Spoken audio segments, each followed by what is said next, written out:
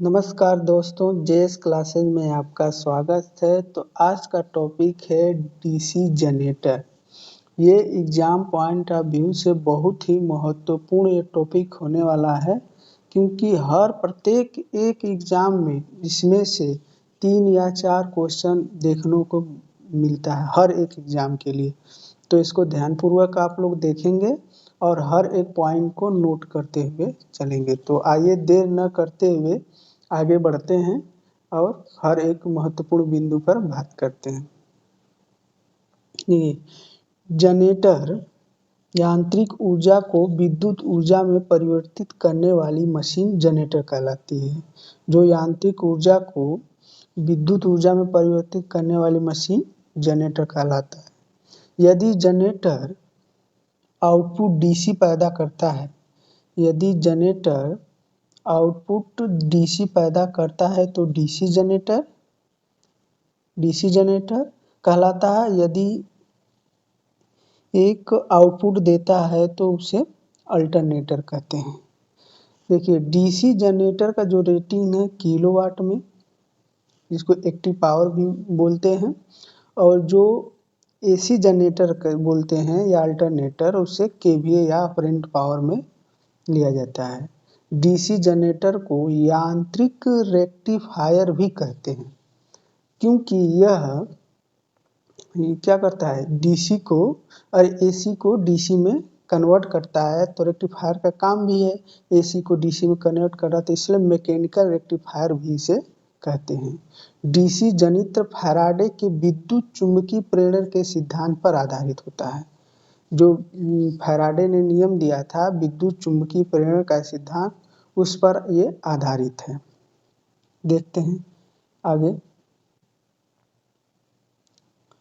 देखिए, इस जो आपका फिगर है, इससे भी बहुत महत्वपूर्ण फिगर दे से आपको क्वेश्चन पूछ सकता है। फिगर अगर दे देगा और पूछेगा ये कौन से भाग को दर्शाता है, तो ध्यान दीजिएगा।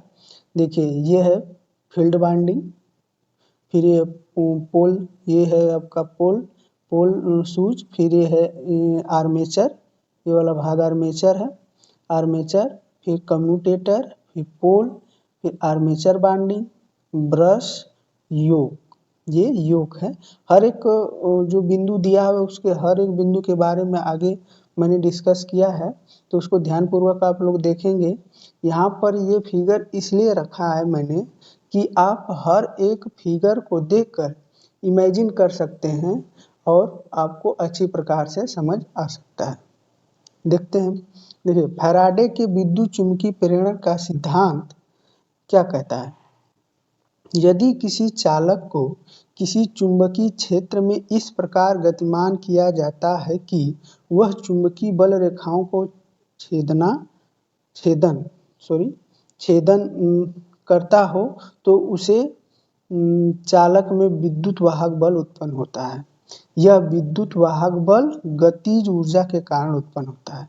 तो जो गतिज ऊर्जा के कारण उत्पन्न होता है उसमें उसको एक डीसी जनरेटर के माध्यम से हम लोग करते हैं। देखिए, डीसी जनरेटर फ्लेमिंग के दाएं हाथ के नियम पर आधारित होता है। तो फ्लेमिंग के दाएं हाथ का नियम क्या होता है, इसके बारे में देख लेते हैं।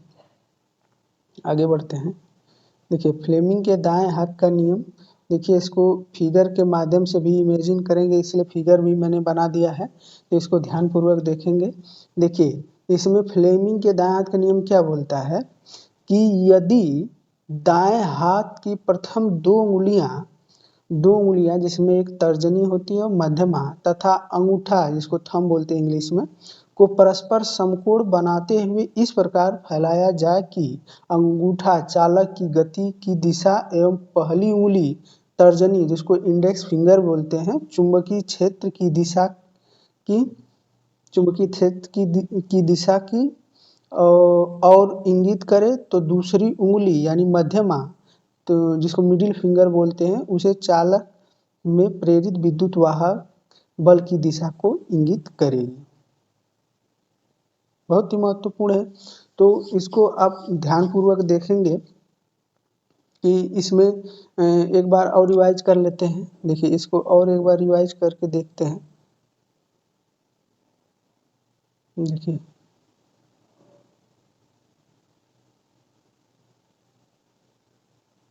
देखिए फ्लेमिंग के दाएं हाथ का नियम क्या है, देखिए इसको हम लोग देखते हैं। देखिए फ्लेमिंग के राइट हैंड रूल में देखिए ये अंगूठा क्या है, मोशन, मोशन यानी गति को, चालक की गति को, और ये मध्यमा जिसको बोलते हैं तर्जनी, ये है मैग्नेटिक फील्ड की दिशा को, और ये मिडिल फिंगर जिसको बोलते हैं मध्यमा, ये ईएमएफ यानी कि इंड्यूस ईएमएफ को दर्शाता है।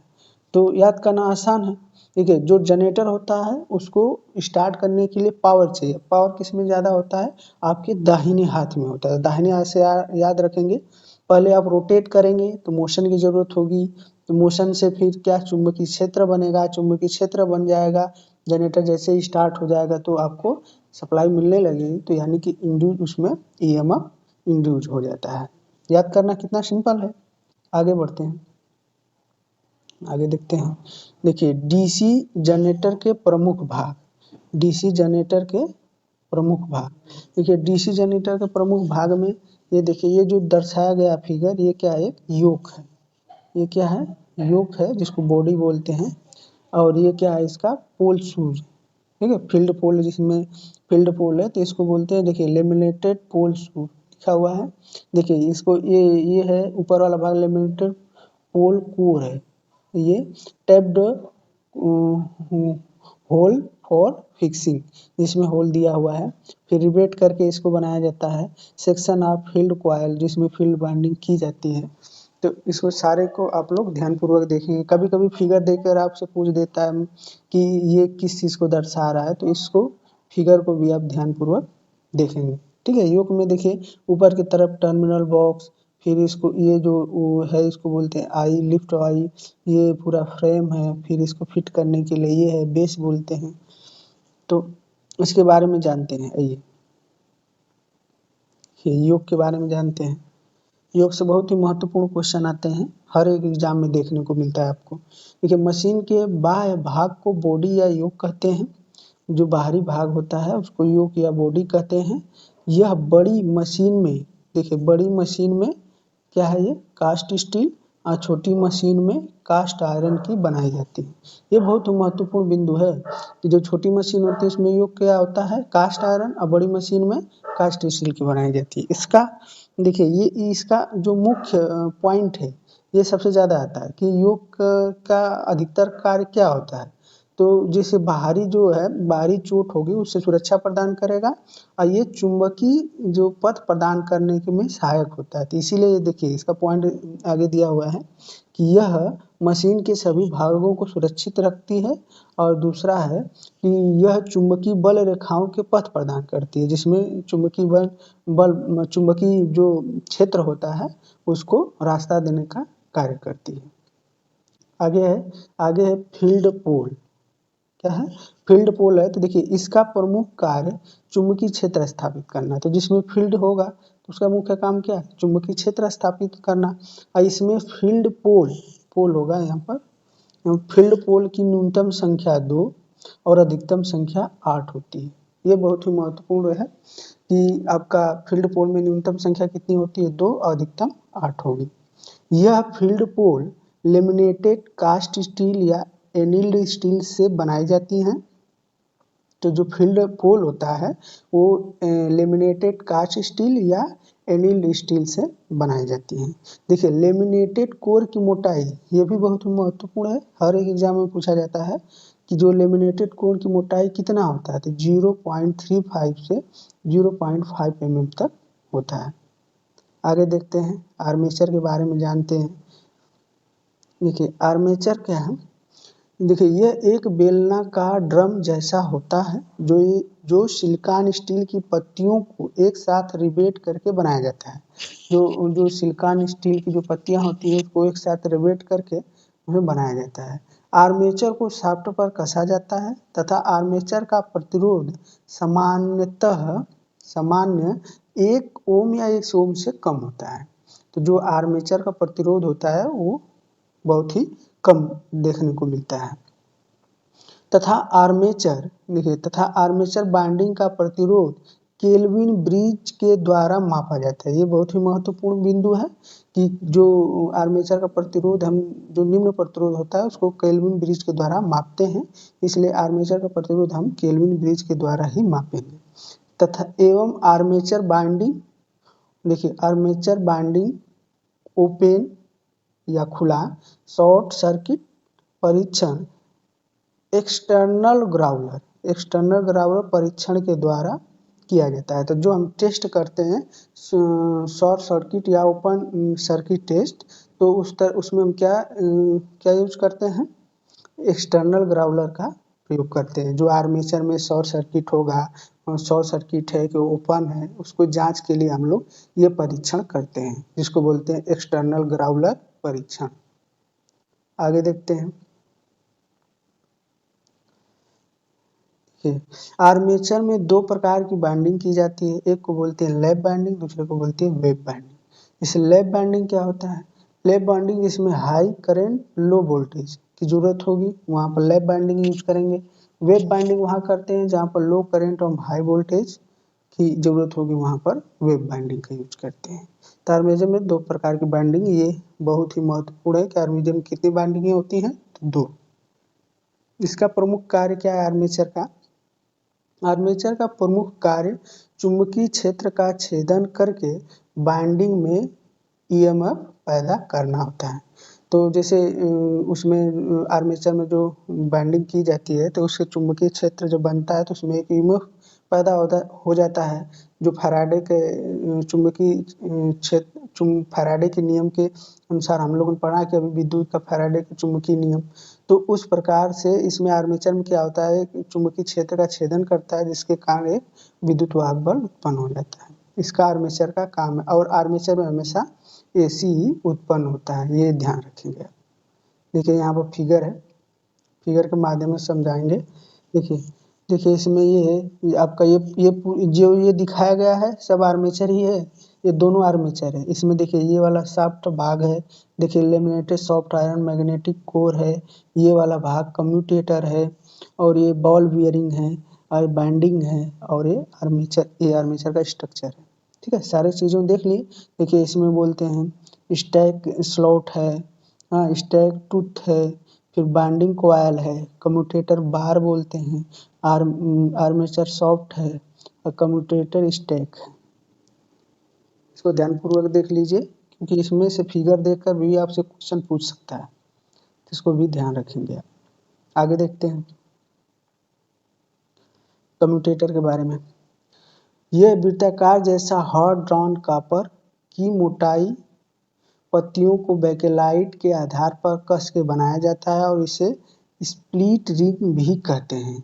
तो देखिए कम्यूटेटर का काम क्या होता है, कम्यूटेटर आगे लिखा गया, इसके कार्य के बारे में लिखे हैं।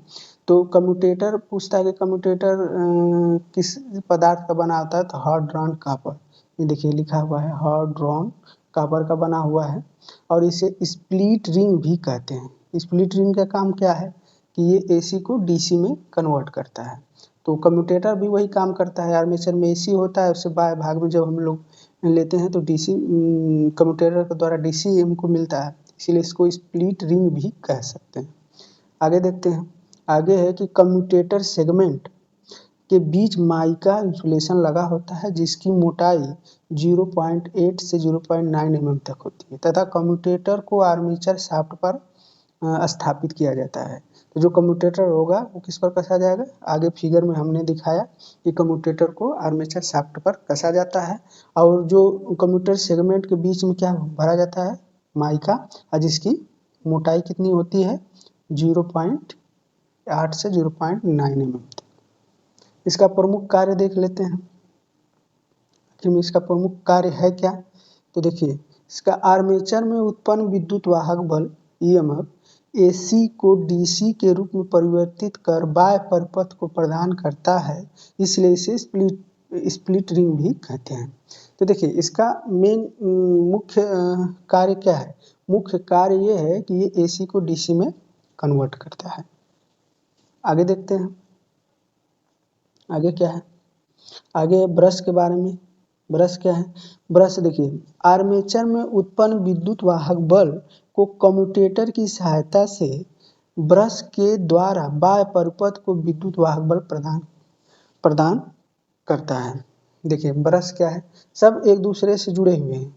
पहले क्या है, पहले हम लोगों ने कम्यूटेटर आर्मेचर पढ़ा। आर्मेचर में क्या है, एसी उत्पन्न हुआ। एसी से फिर हम लोग क्या पढ़े, कम्यूटेटर। कम्यूटेटर में क्या, कम्यूटेटर का क्या मिला हमको, डीसी मिला। और डीसी से डीसी, अब इस डीसी को हमें बाह्य परिपथ को भेजना है तो किसका प्रयोग करेंगे, ब्रूस का। ठीक है, ब्रूस का प्रयोग करेंगे। तो ये क्या करता है कि जो आर्मेचर में, इसीलिए लिखे हैं, देखिए ऊपर लिखा हुआ है कि आर्मेचर में उत्पन्न, लिखा है ना, आर्मेचर में उत्पन्न विद्युत वाहक बल को कम्यूटेटर की सहायता से, देखिए कम्यूटेटर अभी बताए, कम्यूटेटर की सहायता से ब्रश के द्वारा बाह्य परिपथ को भेजा जाता है। ठीक है, तो इस प्रकार ब्रश का यूज हम लोग करते हैं। और ज़्यादातर ब्रश हम लोग कितना यूज करते हैं, तो 2 का प्रयोग करते हैं ज़्यादातर, क्योंकि उसमें हमें 2 ही सप्लाई, सिंगल फेज है, 2 ही सप्लाई मिलती है डीसी जनरेटर में। तो डीसी है तो प्लस और माइनस ही होगा। आगे देखते हैं, आगे क्या, देखिए छोटी मशीनों में समांतर ब्रश कार्बन के बने होते हैं तथा बड़ी मशीनों में ब्रश कार्बन तथा कॉपर का मिश्रण होता है। ये बहुत ही महत्वपूर्ण बिंदु है कि जो छोटी मशीनें हैं उसमें कार्बन के, और बड़ी मशीनों में कार्बन और कॉपर का मिश्रण होता है तथा कार्बन ब्रश को ब्रश होल्डर में रखा जाता है और स्प्रिंग की सहायता से कम्यूटेटर के साथ फिसलता हुआ संपर्क या दबाव बनाए रखता है। और स्प्रिंग का दबाव, ये ही देखिए, ये पॉइंट बहुत ही महत्वपूर्ण है। देखिए ये स्प्रिंग का दबाव किलोमीटर में देगा तो 0.1 से 0.1 से 0.25 किलोग्राम प्रति सेंटीमीटर स्क्वायर, ये या तो ये देगा या तो ये 100 से 250 ग्राम प्रति वर्ग सेंटीमीटर। ये दोनों एक ही है, इसमें ग्राम में दिया हुआ है और ये किलोग्राम में दिया हुआ है। आगे देखते हैं, कार्बन की विद्युत वहन क्षमता 4 से 6 एम्पीयर प्रति वर्ग सेंटीमीटर होती है। ये भी क्वेश्चन पूछा जा चुका है, कार्बन की विद्युत वहन क्षमता कितनी होती है, तो 4 से 6। अगर 5 भी दे दे तो वो भी सही होगा। अगर 5 देगा तो 4, 6 नहीं देगा, 5 देगा, 10 देगा, 25 देगा, इस प्रकार से।